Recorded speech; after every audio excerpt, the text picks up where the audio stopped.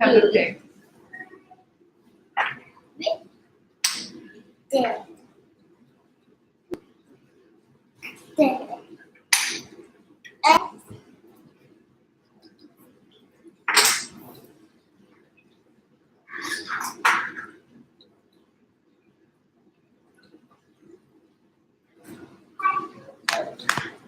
Hey, you guys, just let me know when you're ready.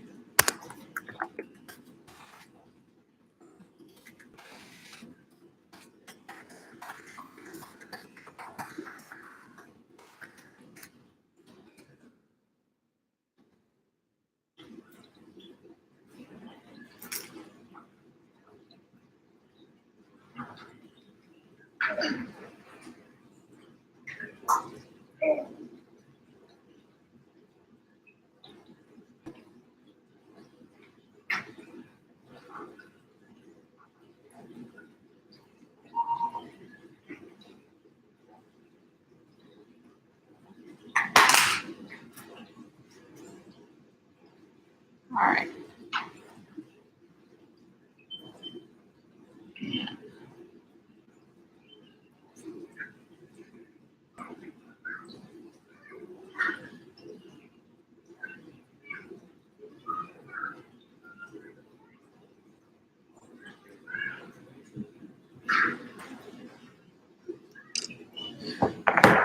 Are we good?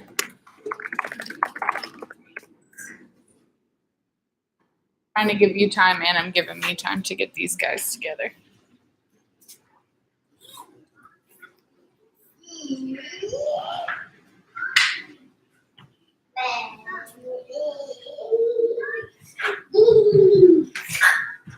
Okay, so I'm chasing my babies at the same time.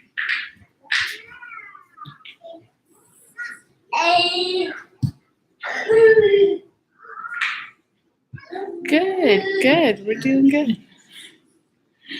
Can you tell Caitlin hi? Everybody's running. Okay.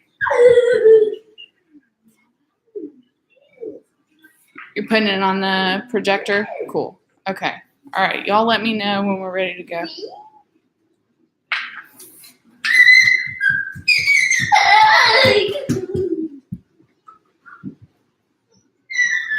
I hope you guys are better for me than you were for Dr. Ferguson. She was not happy the day that she had to call you guys.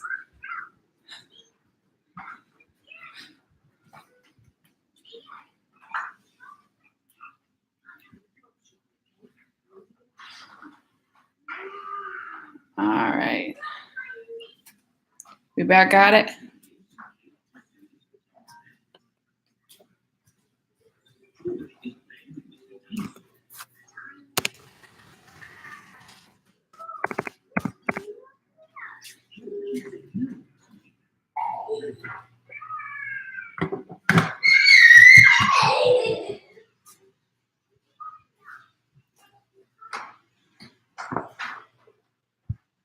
All right, we almost there. We're ready?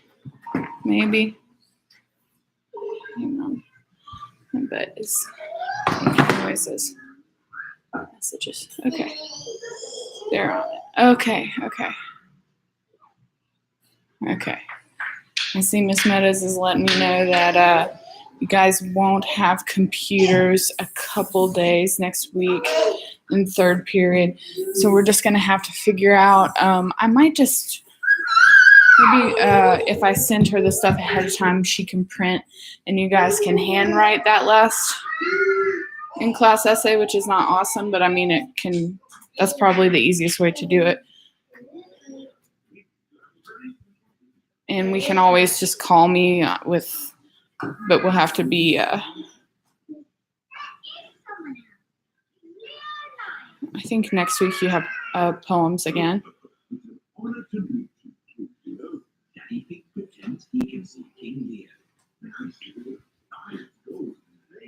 Okay, we're good. All right, awesome.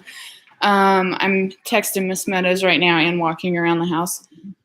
All right, so let's talk about the landlady, and we're going to cover a couple things specifically that are going to be able to translate into body paragraphs in your in-class essays tomorrow. So first of all, for those of you who have read the story so far, did you like the story? It's a little creepy. Yeah, it's a good one. Roald Dahl, this is the guy who wrote he wrote Charlie and the Chocolate Factory and Big Friendly Giant, James and the Giant Peach. That lady is crazy, Sierra. You're not wrong. So Roald Dahl is we know him pretty much for children's books because we all know James and the Giant Peach, creepy stuff that Tim Burton made into movies. But he also wrote pretty good short stories, so I like The Landlady. Do you guys get the ending? The ending when Billy says the tea tasted faintly of bitter almonds, what does that mean? You guys get it? Good. So if something tastes faintly of bitter almonds, it is poisoned with cyanide. So we know as soon as we read, yes, that it tastes like bitter almonds, she is poisoning him with cyanide. And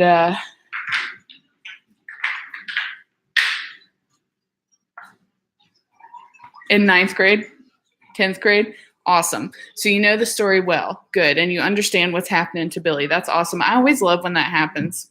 Yeah.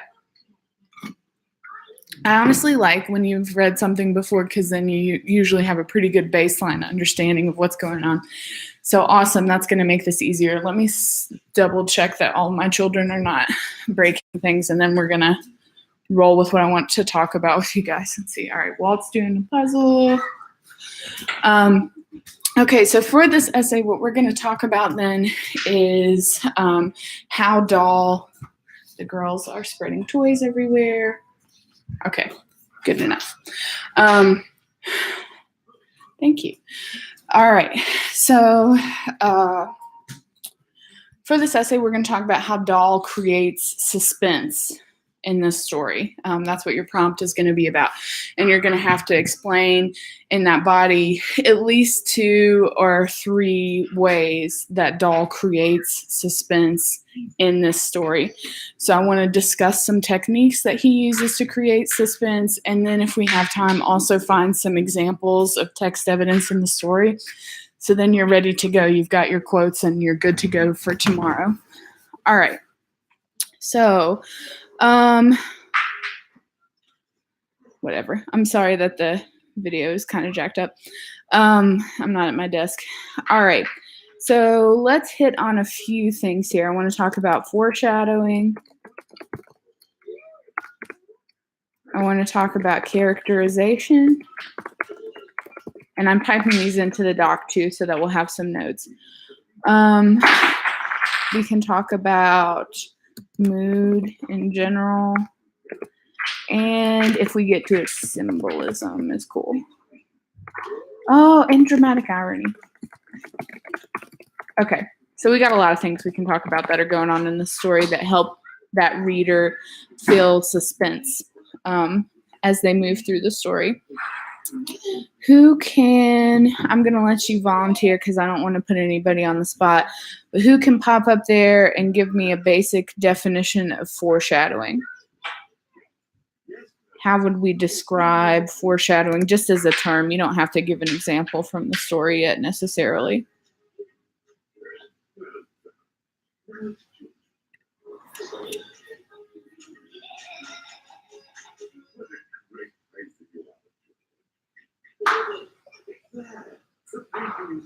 Excellent. Excellent. Caitlin's saying foreshadowing is when they leave hints in the beginning of the story, basically to let the reader know that something bad's going to happen, right? Yeah, to let you know how it's going to end. And my students and I always talked about it. Foreshadowing is pretty much always negative. In any story, I can't ever think like, yeah, the author was foreshadowing that there was going to be a happy ending. Like the term in itself, foreshadowing, casts a shadow, like sounds pretty negative, and it usually gives a hint that something bad is going to happen later in the story. All right, so hints that the author leaves to let the reader know that something bad is going to happen. Now, for foreshadowing, if I'm describing this in an essay and I'm giving a quote that's an example of foreshadowing, after I give that quote, I need to explain how that quote is a hint of something bad that's going to happen. So, and this is me kind of trying to help you with the analysis piece of those essays. So make sure after you give a quote of foreshadowing, you explain how that quote is foreshadowing. And then also explain how that makes the reader feel suspense. If you can't tell, I'm setting you up to write a really good in-class essay and get a good grade on this one, okay? All right, so like I said, if we've got time, we're going to go back and find some quotes, and I'll give you some examples of what that looks like. But at least you'll have a nice list of things to choose from on here as far as what you want to talk about in your body, because I'm not going to give you so much in the form of the outline and the thesis statement that we gave you last time, but I will give you a thesis statement, and you can choose 2 or 3 of these that you want to plug in and go. Does that sound good? Hopefully good. Yeah? All right. Yes. Okay, cool. All right, cool. Yeah, I think if you have that thesis and you can plug these things in, it should go pretty easy. All right, so the next thing that we're going to talk about is characterization. And characterization just pretty much means that it has to do with any attributes of a character. So not just physical appearance, but it can also be like mannerisms. You guys know what mannerisms are, like if the person's always looking from side to side or something like that, like that's a mannerism, things that they do. It can be things that they say or the way that they say it, like tone of voice. Let's see, Sierra, I think, was who said that the landlady herself is super creepy, right? And I think we could use the characterization of her in general to make an argument that makes the reader feel suspense. Like, can you guys think of moments in that story when you're reading that she makes you feel super uncomfortable? Yeah, the way she speaks to him, Maddie, was super creepy, disturbing. She followed his every move. She kept looking at him. Yeah, Montana, that's what I think too. The way she talks makes so she's a psycho. Yeah. The way she talked about his skin was super creepy. Yes, lots of creepy smiles. And I mean, even little things as small as like when he describes her appearance, he says that she has like small, she likes all the stuffed animals, London, you're not wrong. She was obsessed with him, and the other people who had stayed there too.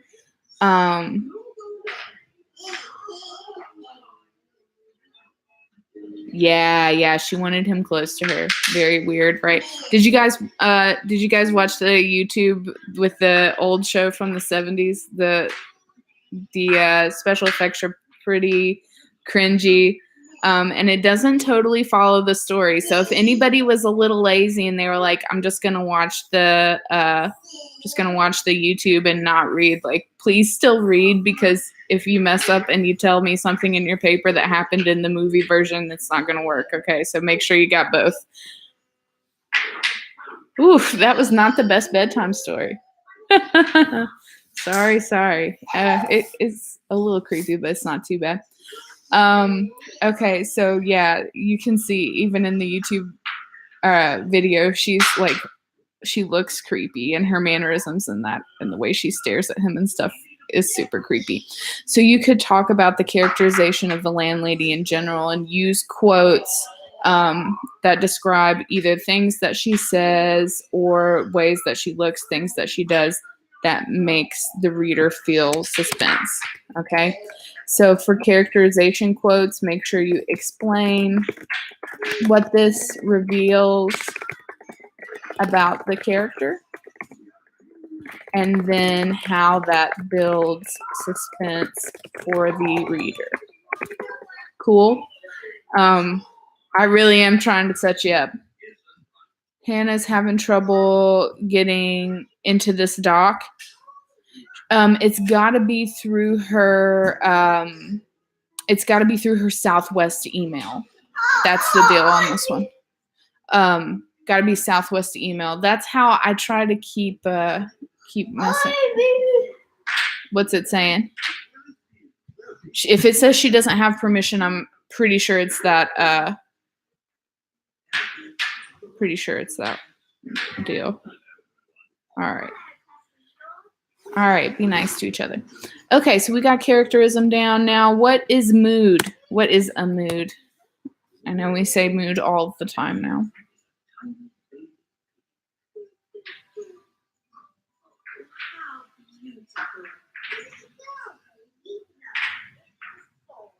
Yes. Okay. So Sierra brings up a good point because a lot of people put tone and mood together. And if I can teach you anything that's going to help you in English moving forward, I want to teach you what the difference between mood and tone. And here's the way that I remember that. So when I was your age, you've seen Dr. Ferguson, She Don't Play. Something that she would often say to me is, don't take that tone with me, because tone is the author's attitude. And we typically talk about tone more often in nonfiction writing. So like, it's really important if you're reading something nonfiction to know that the author has a sarcastic tone, right? Because if you're being sarcastic, you mean the opposite of what you say. So tone comes through, but we talk about that a lot in nonfiction. Now, in fiction, we talk about mood, and either Catherine or Caitlin hit on this. Mood is the way the author wants the reader to feel when reading the story. So tone is about author's attitude. Duck can't type on my computer. Not right now. Winter wants to type with Duck. You are on a roll today. Big mood indeed, Kenneth. All right. So, yes, Winter's evil. Like, she's the worst. Also the best, but mostly the worst. All right. So mood is the way the author wants the reader to feel. And authors create mood through multiple ways. You can talk about how the setting makes the reader feel some type of way.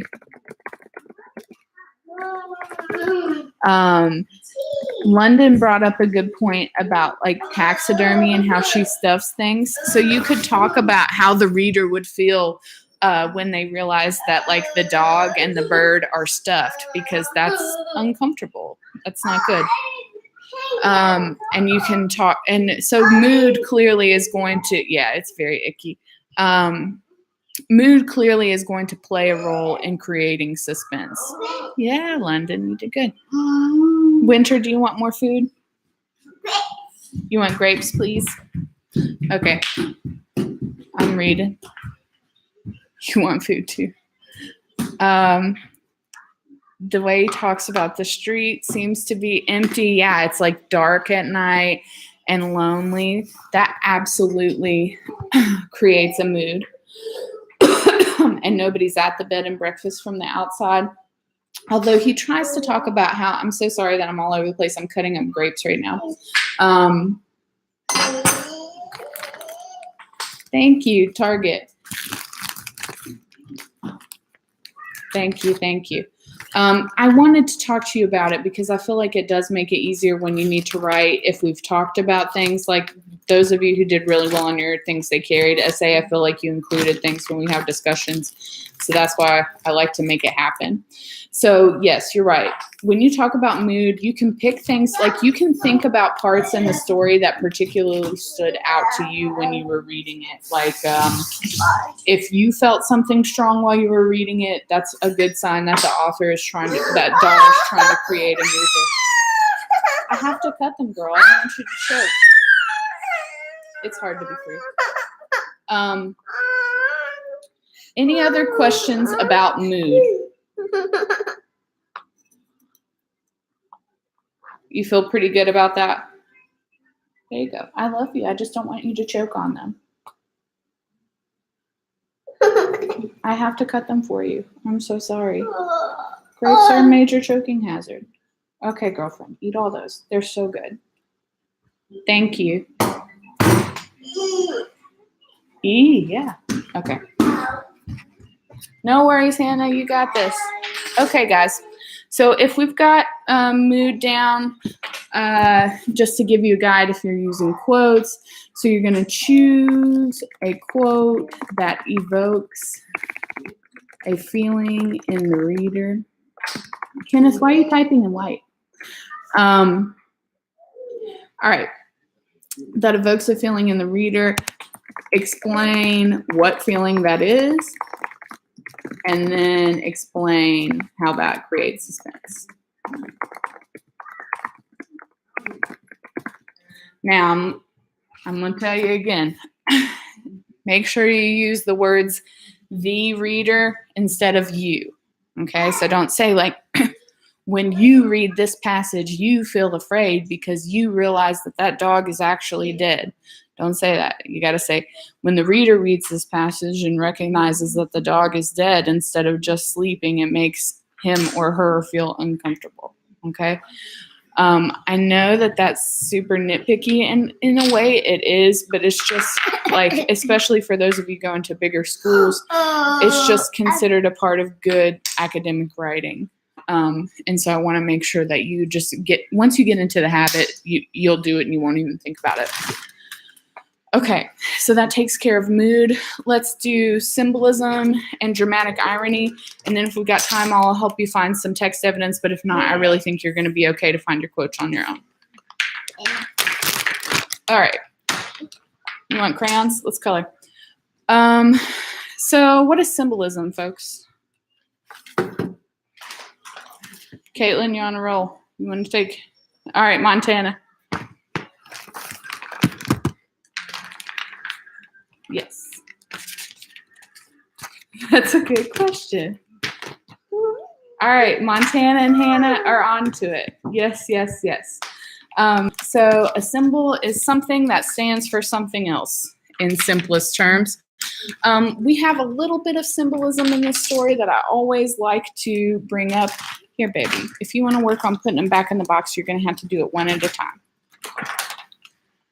So the dead dog and the birds could be examples of symbols, but they're pretty weak. Whenever I think about symbols, especially in English literature, anytime you see flowers, the sign itself is a symbol, and I think that's good. Yeah, the guest book could be a symbol, but in this one, I really think that your best, and it seems it's a very small detail in this story.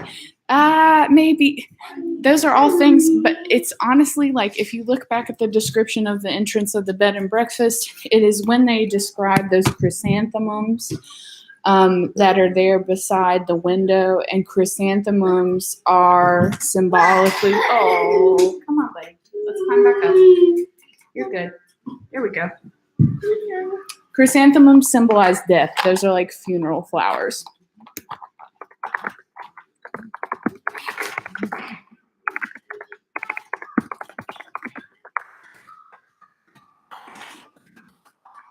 So anytime you guys see flowers in literature, more often than not, they're a symbol. The weather can also be a symbol, stuff in nature. But if I was going to talk about symbolism in the story, I would particularly go back to the description of the opening of the bed and breakfast and use those chrysanthemums, because otherwise the place appears to look pretty nice from the outside, despite that it's in a dingy part of town. But if you know flower symbolism, you know that chrysanthemums are bad news. And that's, for any reader that's aware of that, that's a big heads up.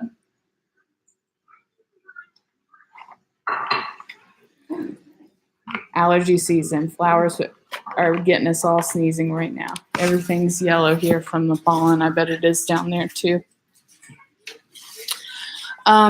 So yes, watch for flowers and know that they're always symbols, especially if you guys have read.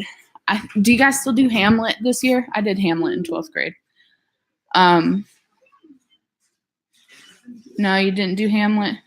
Well, that's probably good. Hamlet's kind of depressing. Because, yeah, when Ophelia goes crazy, she starts throwing all these flowers, and they're all symbols. But I digress. So that's our symbolism. And then finally, dramatic irony.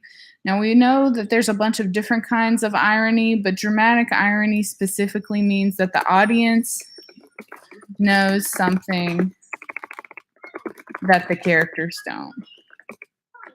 Or it could be possibly one character, right? So what is the best example of dramatic irony in this story? Yeah, I'll give you one if you need it. Yes, yes, yes. Montana's got it.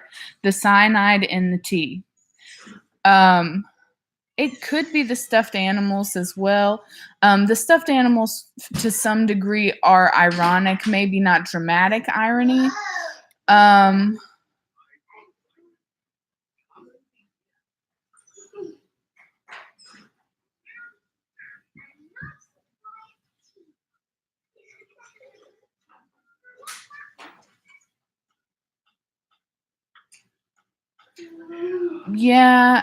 Yeah, okay.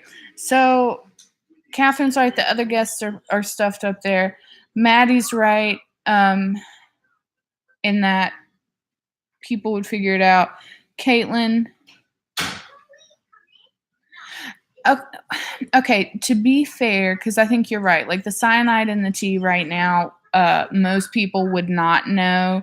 Right. The taste and smell of bitter almonds, especially back in the day, more people would know that. Like this was probably written more like in the 1950s. And so his general audience in England in the time period that it was written would be aware, like as soon as you say something smells or tastes like bitter almonds, they would know that it's cyanide. And because the reader knows that it's poisoned, but Billy does not, that counts as dramatic irony.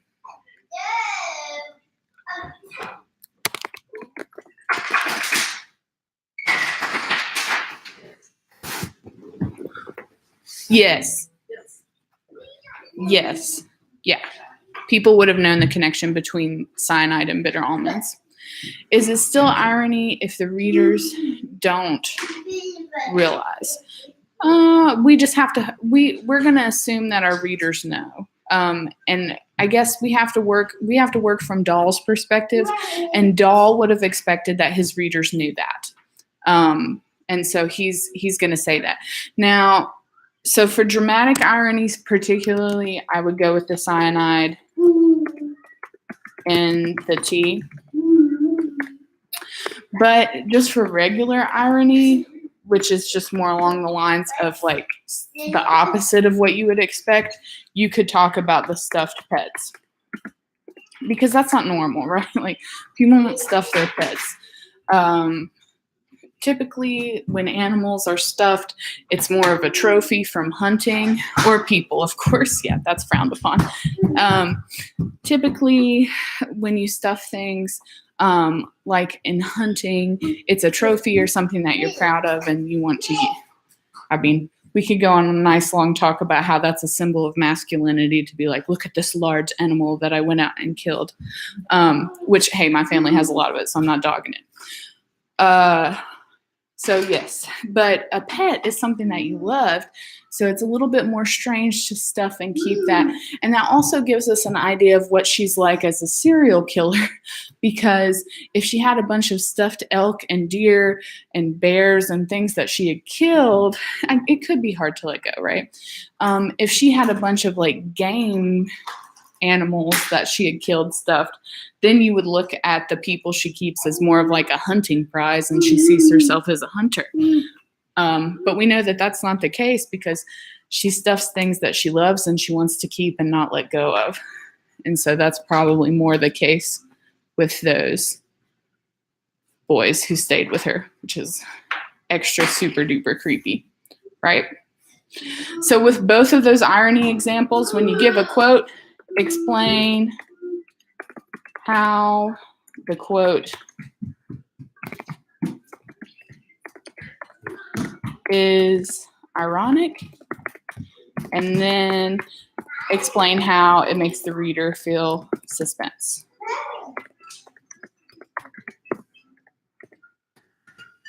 Winter, do you want to color too?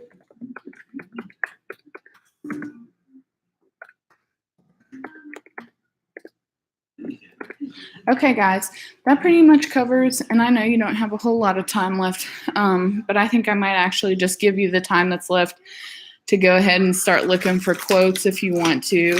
But you'll have your in-class essay open for tomorrow and ready to go. Do you guys have any questions for me before I get off here?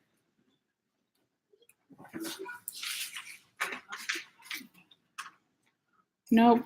All right.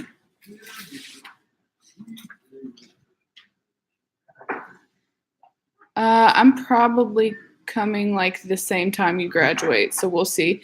Does the essay have to be longer than 4 paragraphs? No, 4 is cool. If you do 5, that's even better. If you do 5, you're pretty much looking at an A if you got a good quote every paragraph. So that's the benefit of doing 5, but 4 is fine.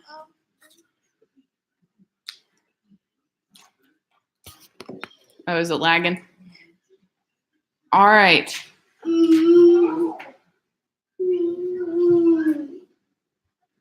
I'm watching Hannah. What's up? I'm lagging. Okay. I'm going to quit walking around. That would probably help.